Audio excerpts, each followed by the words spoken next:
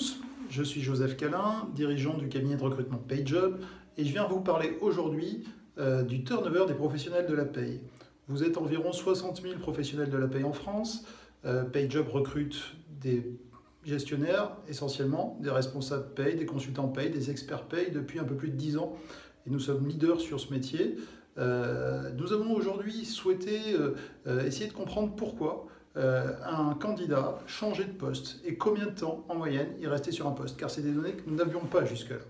Alors nous avons étudié 300 départs, c'est-à-dire que les candidats viennent en entretien chez nous et nous expliquent pourquoi ils quittent un CDI. On a étudié uniquement des CDI pour un autre CDI. Sur ces 300 départs, nous avons pu trouver 4 causes principales de départ.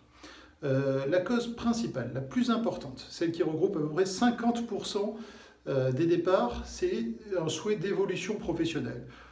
Ça veut dire que j'ai envie d'aller voir un autre logiciel, j'ai envie de quitter un cabinet pour aller en entreprise, j'ai envie d'avoir plus de responsabilités, une meilleure rémunération. Tout ce qui est trait à un souhait d'aller voir si l'herbe est plus verte ailleurs. Ça, c'est la moitié des départs.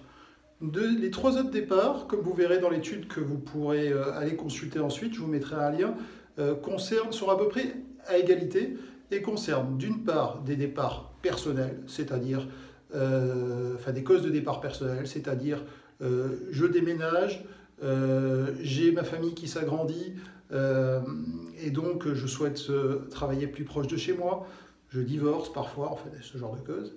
Deuxième cause, des causes qui sont liées à la restructuration de la société.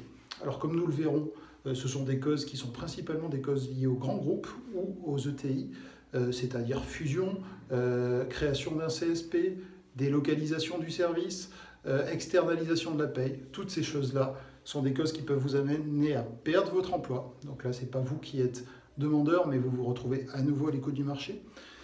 Et la 4e cause, ce sont des causes liées à l'ambiance de travail. Alors ça, malheureusement, j'ai envie de dire, c'est des causes qu'on retrouve beaucoup plus en cabinet d'expertise comptable. Ce qui me permet d'enchaîner sur le 2e point de ce qu'on a pu trouver dans cette étude. 2 ou 3 fois plus de départs liés à l'ambiance de travail dans les cabinets d'expertise comptable que dans les PME ou les entreprises.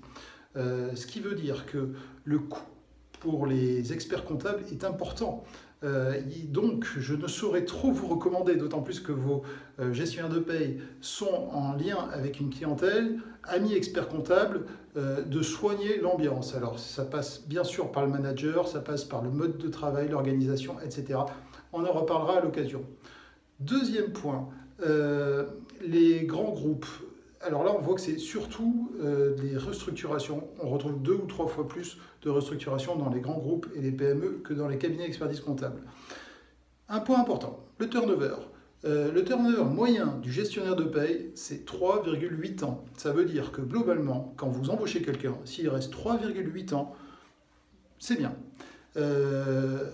Qu'est-ce qu'on trouve? On trouve que dans les cabinets, il est de 2,8 ans et que dans les grands groupes, il est de 5 ans. Ce qui veut dire que si vous êtes gestionnaire de paye et que vous voulez vous stabiliser, vous avez beaucoup plus de chances de pouvoir le faire dans les grands groupes que dans les cabinets. Et on retrouve le chemin classique du gestionnaire qui va se former en cabinet, qui ensuite, une fois qu'il s'est formé, part en entreprise et si possible en grand groupe pour se stabiliser parce qu'il a besoin de monter sa vie personnelle, etc. Voilà un peu pour cette étude, je vous en dirai plus, on se reverra. N'hésitez pas à cliquer sur le lien pour aller voir la suite. À très bientôt, merci.